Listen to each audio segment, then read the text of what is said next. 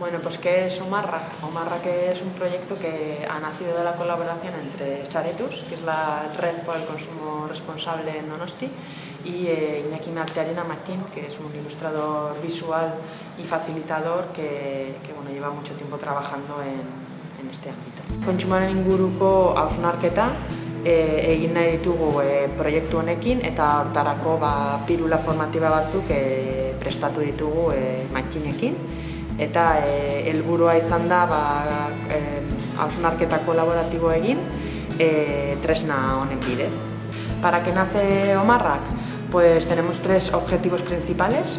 Por un lado, reflexionar y pensar sobre el modelo de consumo actual que tenemos y especialmente en la situación de pandemia que vivimos. Por otro lado, aprender a utilizar las notas visuales como herramienta para plasmar estas ideas y por último crear una imagen colaborativa de este modelo de consumo que tenemos. Eta noiz eta nola egin dira tailer hauek?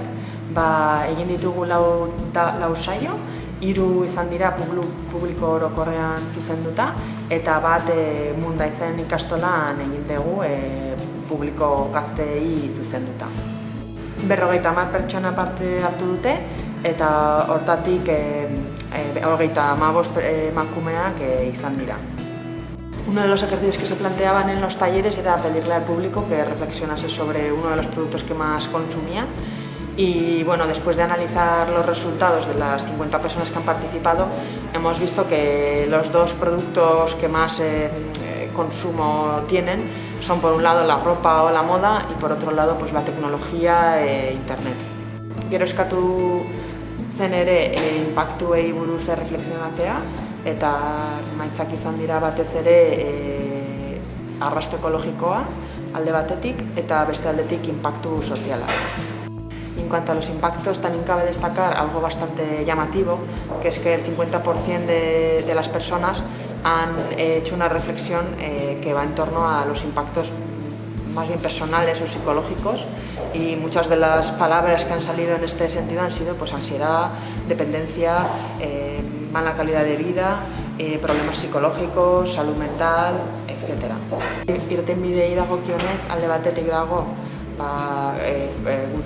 gutxitu gure kontsumoa alde batetik eta beste aldetik lokala konsumitzea. Eta gero beste aldetik bizikalitatea nolabait hobetzea, denbora aprobetxatu, gure baloreak aldatu eta horrelako gauzak. Por otro lado, nos hemos dado cuenta y hemos reflexionado en torno al modelo actual en el que vivimos, en el cual la compra está muy relacionada con el ocio que hacemos y de alguna manera también relacionamos los productos que compramos con un estatus social o un nivel de vida. Entonces, muchas veces si no alcanzamos ese nivel de vida, pues nos lleva a una infelicidad, a un estrés o a problemas psicológicos, como los impactos que aparecen en los talleres. Y luego esto unido al gran uso que hacemos de redes sociales, que sí tienen un gran valor y tienen un uso muy importante para comunicarnos, para darnos información, pero por otro lado también pues, nos están inculcando una serie de valores que igual no son los más adecuados. Entonces, desde Saretus hacemos una pequeña reflexión que igual podría ser una desconexión tecnológica para mejorar, para reducir nuestro consumo.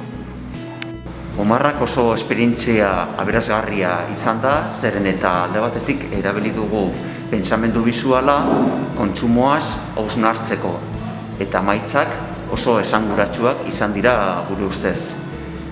Aurrera begira, espero dugu elkarlan honetan jarraitzea beti ere bizimodu osasungarriagoa izateko.